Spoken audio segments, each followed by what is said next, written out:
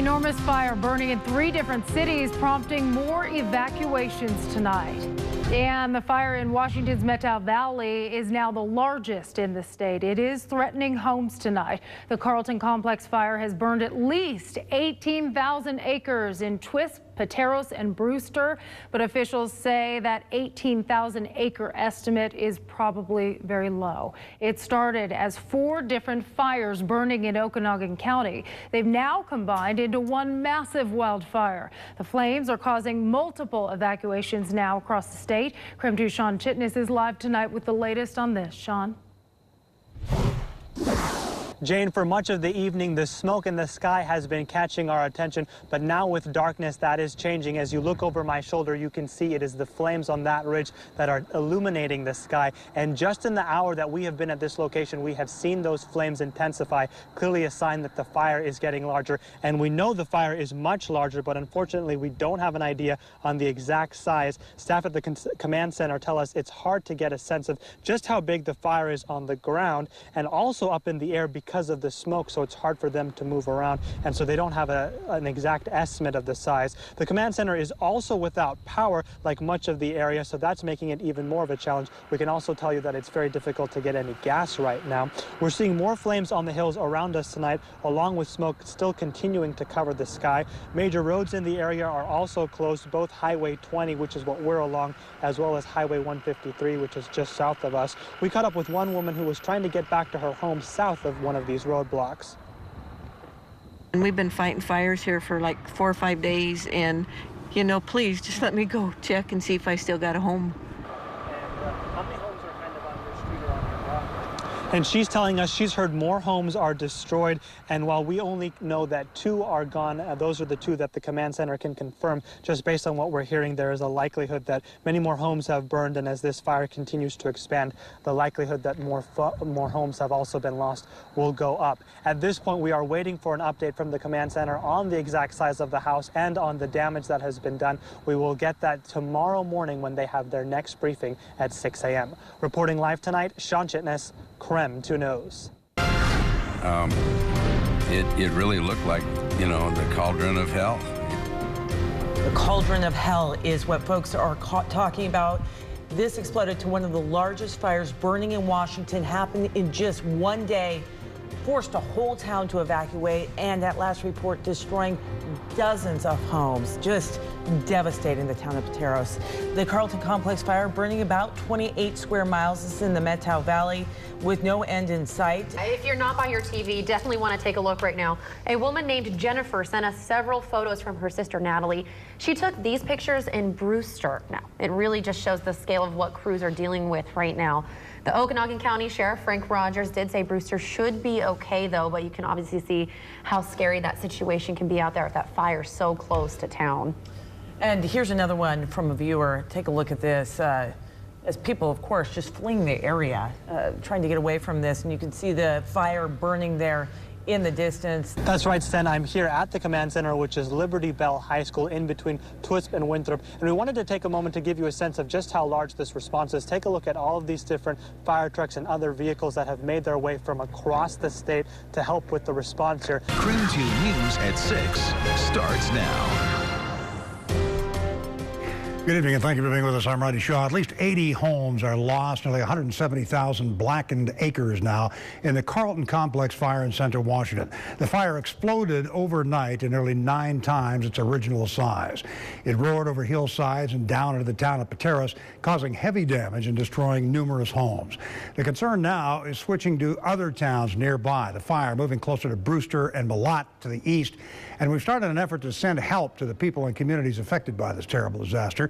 We'll talk about that later on in the newscast. First, we have dedicated all of our resources to bring you the residents of that region, tell you what's going on there, the information you need to know in this massive wildfire.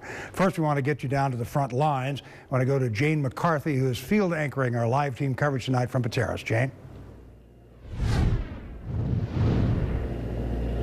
Well, good evening, Randy. It is frankly hard to breathe tonight in the town of Pateros. There is ash falling from the sky, and take a look behind me. It is heartbreaking to look around here. These just a few of many homes that burned in this fire overnight. That fire just came down this hill and took out pretty much this entire block and beyond. Also, the concern right now is we're feeling the wind pick up a little bit, and obviously that is the enemy of firefighters tonight. That was a problem last night, and they were hoping the wind would die down and help them out tonight. KREM 2's Sean Chitness is live tonight in the town of Malott. He is in front of this fire now, where neighbors are worried it will move toward their homes next. Jane, tonight here in Malott, the barrier from the fire line has been moved farther east, but people in the entire town are being told to think like this is level 3, an evacuation level 3, where they are ready to go and can leave right now. But for some people, they were here in town today waiting to go back to their home because the fire had already gone through their neighborhood. Thursday night, as the fire grew and spread across the region, many people were getting ready to go to bed, but the sounds of the fire kept them up. We kept hearing this roaring noise, and we got out and looked on the deck, and there's a wall of flame, red flame, about 3/4 the way around our home. Marilyn Schieffer and her husband had to drive through the fire to get to safety. The fire was coming very fast. I mean, you didn't have time to do anything but get in your car and go. Today, she had the chance to return to her house and saw that it was still there. The home was spared, thank the Lord, but some people's weren't. She took pictures of the scene and couldn't believe what her camera captured. It's like a gray, barren land. There's no green anywhere. Here in Malott, there's no sign of the fire except for the smoke up in the air, but it's on the other side of that ridge, slowly approaching the town. There's nothing but ash all over. You'd think it had been an eruption from a volcano or something. The fire moved quickly Thursday night, destroying some of Schieffer's property and leaving other equipment untouched. The Jeep is unharmed. The trailer was cindered. But the scary scene she saw last night doesn't compare to what her neighbors are dealing with today. People have lost their homes. They've lost everything. It's just very, very sad, very sad. And Marilyn Schieffer wanted to stay here in Malott and wait to go back to her home, but now because the fire is moving closer to this town, she also needs to move farther away and stay away from her home for a little bit longer. Reporting live tonight, Sean Chitness, KREM 2 News. The Carlton Complex fire started Monday by lightning. It initially started as 4 different fires. The Stokes Fire and Gold Hikes Fire broke out along Highway 153 south of Twisp. Those 2 fires have now merged into one. That is the one that spread south yesterday into the town of Pateros here. The other 2 fires, the French Creek Fire and Cougar Flat Fire, started in an area north of Twisp by Paragon Lake. Those 2 fires have also combined into one and moved south. I have to mention right now, as we've been out here today, this is probably the windiest we've seen it in a couple of hours. Not a good sign, again, for the firefight tonight. Now, as you can see, the homes behind me have burned. This is just a sampling of the many homes that have burned. Many families have moved about 20 miles away to the town of Chelan. I'm joined now by KREM 2's Jenica Villamore. You talked with some people who unfortunately lost their homes in all of this. Yes, and it has been extremely heartbreaking just speaking with all of these families. And, you know, earlier, what's also great, though, is hearing just how great the community is really pulling together. I mean, I'm talking about dozens of people who stayed up all night passing out food and people who are donating and continue to donate. We just had a customer here just now that, you know, lost their home. People literally watching their houses go up in flames. Staff at the Apple Cup Cafe in Chelan say it's easy to tell which families have lost their homes in the fire. So many people came out to their restaurant this morning, they opened up early. Employees gave out free or discounted meals, and the manager, Ryan Peterson, gave out more than 100 sandwiches to families last night. It's pretty amazing. You see the whole town, you know, everyone's contributing. But he's just one of many others who are stepping up to help. He says last night at least 50 other community members were volunteering at the Red Cross shelter at Chelan High School. Until about 3 o'clock yesterday morning, and there was still people bringing truckloads of baby food, baby diapers, you name it. Red Cross staff provided food and shelter to the more than 90 people who stayed there. On top of that, a youth church group sang outside to lift the mood. We just want to love on them and see if we can help them and make them not so sad. It's kind of a disaster when they lose their homes. Vidi Ramirez and her family are waiting out the fire. She still doesn't know whether her home is okay, but she says she's thankful to all the volunteers and all of you. It's pretty awesome to have people help out because we need it right now. I'm told the manager at the cafe is actually giving out free meals right now. It started at about 6 o'clock. So anyone, any family who needs help is welcome to go there at the shelter tonight. And just a few minutes ago, actually, a few ladies came up to me, and at the Brewster Recreation Community Center, they have a ton of supplies. I'm talking all kinds of toiletries. They have meals, and they also have a bunch of water they're just trying to get rid of. And I'm told they will be open all night. Those people are the silver lining in all this. Jenica, thank you very much. We also want to talk about some highway closures tonight because of all this fire activity. Highway 97 is closed between Brewster and Pateros to Chelan. Also, portions of Highway 20 and Highway 153 have been closing intermittently. The evacuation orders on Pateros were lifted earlier today. People were away overnight and, of course, hoping for the best. Joining me now, KREM 2's Dana Haynes. You talked with some people who weren't not so lucky in all of this. Yeah, there were a lot of people who, as we can see behind us, the devastation is vast, that lost their homes. What was interesting in this day and age of our electronic devices, we've had the pictures rolling in through our social media channels. We had video that we got especially from the superintendent of schools. She walks us through what happened last night. By daylight, homes are still burning and trees are still torching. But this is nothing like the initial burst of flames that roared into Pateros Thursday night. It just rolled down that hill, and then it became its own weather system, and the funnel started spinning, and the little tornadoes of flames, just like you see the dust devils, it was flame just going. This video was shot by a school janitor working to protect Pateros High School from the fire. By his side, Lois Davies, the superintendent. It just set in as though it were evening, as though it were night. And then the hills started to come across. We started to see the flames. All the light got bright red all along the hill behind us. And then the hill started to be in flames too. And the fire came down the hill as though it were a waterfall. I've never been in a firestorm quite like that, and I've lived here 33 years and watched a lot of firestorms.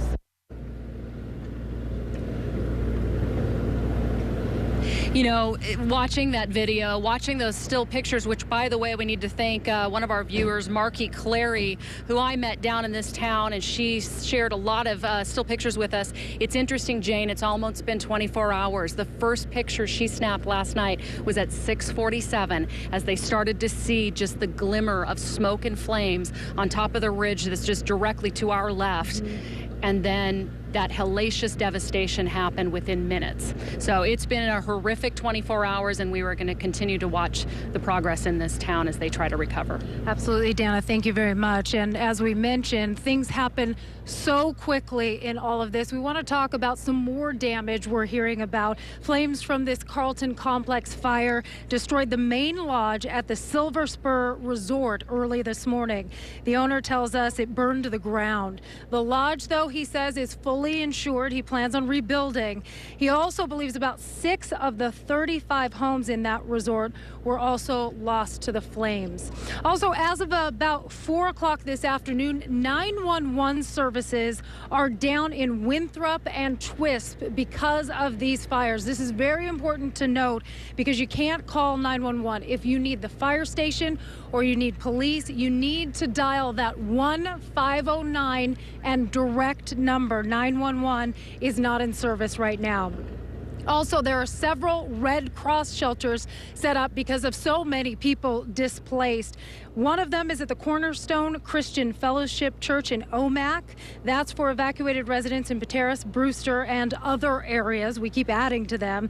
There are 3 other centers, including Chelan High School, the Grange in Twisp, and First Baptist Church in Leavenworth. Of course, it's not just people. Livestock are a concern as well. So the rodeo grounds in Chelan are set up for livestock right now. So as the fire has grown in the last 24 hours and spread, so has its social media presence. And KREM 2 News is trying to make it easy for you at home to find those updates. Reporters from all over the state are using the hashtag Carlton Complex. And you can find every tweet with the hashtag on KREM.com's homepage. Our own anchors and reporters like Haley Gunther are sending out tweets by the minute, most with pictures like this that show what the damage is. Reporters from Seattle are also in the Okanagan area. This picture was taken just a few hours ago as flames moved along the outskirts of Pateros. People are even using private water trucks to help fight back the flames, as you can see right there in that photo.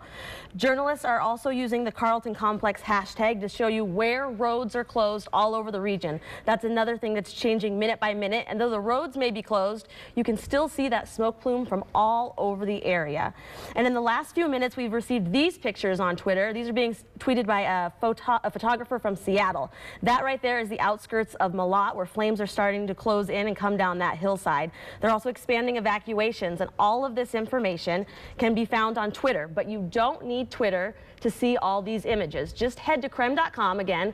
All the Carlton Complex updates are feeding live onto our homepage. In the studio, Nicole Tanaskett for KREM 2 News. KREM 2's Dana Haynes is one of the many people experiencing severe difficulty in getting around the fire zones. She joined us now live. Well, we were trying to drive the 22-mile drive between Pateros here to Malott tonight on Old Highway 97, but it just got too dangerous. We were able to get halfway there, but fire had burned several power poles and extreme wind had really littered the road with down poles and down lines. In fact, at one point, we felt a gust at least 50 miles per hour. It was no longer safe to shoot outside of our vehicle, getting this video. So then we started snapping still photography from inside the car, just on the cell phone, of the many down poles along the way. We then turned to the video on my phone to capture this. Downed power lines whipping in the wind, extremely scary. The whole scene was something maybe out of a movie, and we obviously left the danger zone there and headed back here to Pateros. Now, the latest from Malott, we have talked to the sheriff tonight. He is telling us that the problem with the fire is really at B&O Road. The fire hasn't actually reached the town of Malott. It did burn one home outside the Malott area. Flames were reported 40 feet in the air. They have fire protection throughout the town of Malott tonight, and I know that residents on a level 3 evacuation, they have left the town.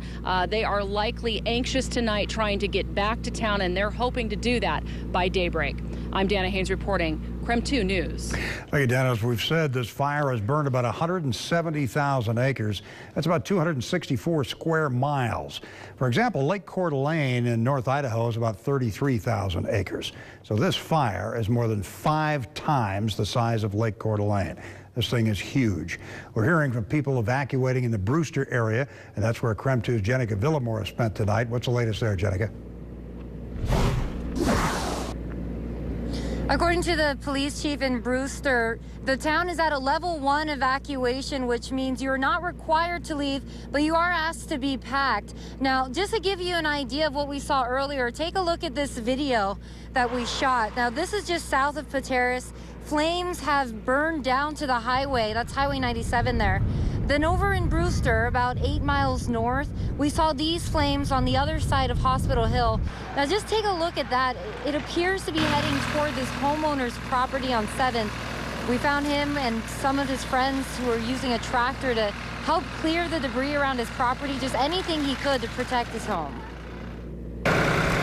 Clearing out the debris, cutting down some of the trees that were close to the house, clearing all that off, and just making as much bare ground around it as we can. Looks like it's going. A firefighter there told me if the fire did come over the hill, that would be the first home to go. He says protecting that home would also mean protecting others nearby. And of course, he said the goal is to keep the fire on the edge of Brewster and away from the major streets there. Now, coming back live, I need to mention that I saw plenty of people just leaving town with a lot of their belongings in their vehicles. And I also saw a lot of people just at the local gas station just getting ready to leave town again. But again, it is not required to leave. You are just asked to be packed. And if that changes, we'll certainly let you know. Reporting live here tonight, I'm Jenica Villamore, KREM 2 News.